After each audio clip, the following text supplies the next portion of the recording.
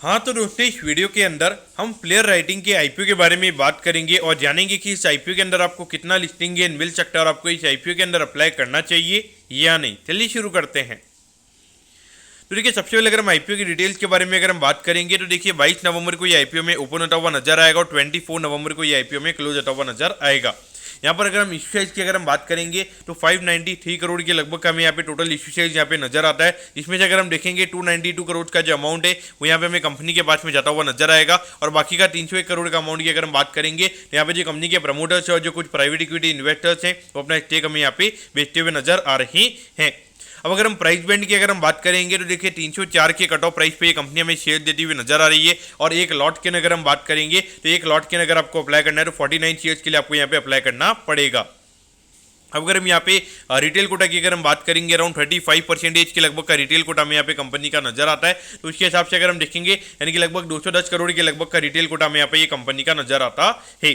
अब अगर हम यहाँ पे कंपनी के फंडामेंटल्स की अगर हम बात करेंगे तो देखिए जो राइटिंग इंस्ट्रूमेंट्स होते हैं वो ये कंपनी बनाने का काम करती है। आप में से बहुत सारे इसके कस्टमर्स जो होंगे यानी कि जो इसका जो पेन होता है, इसके जो रजिस्टर्स वगैरह होते हैं आप यूज करते होंगे, वो ये कंपनी बनाने का काम करती है। अगर हम कंपनी के कैपिटल रेज की भी अगर हम बात करेंगे यानी कि जो 292 करोड़ का यहाँ पे जो ये कंपनी कैपिटल रेज कर रही है तो यहाँ पे कंपनी को एक मैन्युफैक्चरिंग यूनिट यहाँ पे वलसाड के अंदर यहाँ पे कंपनी को खोलना है। तो उसके रिगार्डिंग यहाँ पे कंपनी का आईपीओ में आता हुआ नजर आ रहा है और उसके अलावा यहाँ पे जो कंपनी के लोन्स वगैरह है तो उससे कंपनी को रीपे करना है। तो उसके रिगार्डिंग यहाँ पे ये कंपनी का आईपीओ में आता हुआ नजर आ रहा है।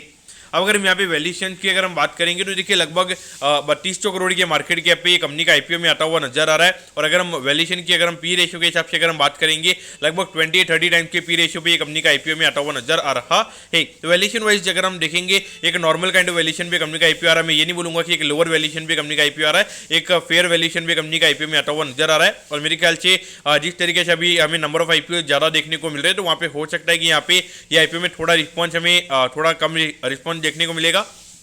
लेकिन देखिए थोड़ा अगर हम इशू साइज की अगर हम बात करेंगे थोड़ा इशू साइज हमें यहाँ पे छोटा नजर आता है। तो इस पॉइंट ऑफ व्यू से अगर हम देखेंगे तो एक बार के लिए यहाँ पे थोड़ा प्रीमियम लिस्टिंग हो सकती है। लेकिन अगर आपके पास में एक ही आईपीओ को लगाने के लिए अगर आपके पास में फंड है तो मेरे ख्याल से आपको टाटा डेक में अप्लाई करना चाहिए। फिर उसके बाद में अगर आपके पास में फंड अगर बचता है तो उसके बाद में आप आईपीओ में लगाने का देख सकते हो। तो दोस्तों मैं बताऊँ कि फ्लेयर राइटिंग के आईपीओ के बारे में आपको सब कुछ समझ में आ गया होगा। अगर आपकी कोई भी क्वेरीज है आप कमेंट कीजिए, मैं जरूर आपके कमेंट पर रिप्लाई करूंगा।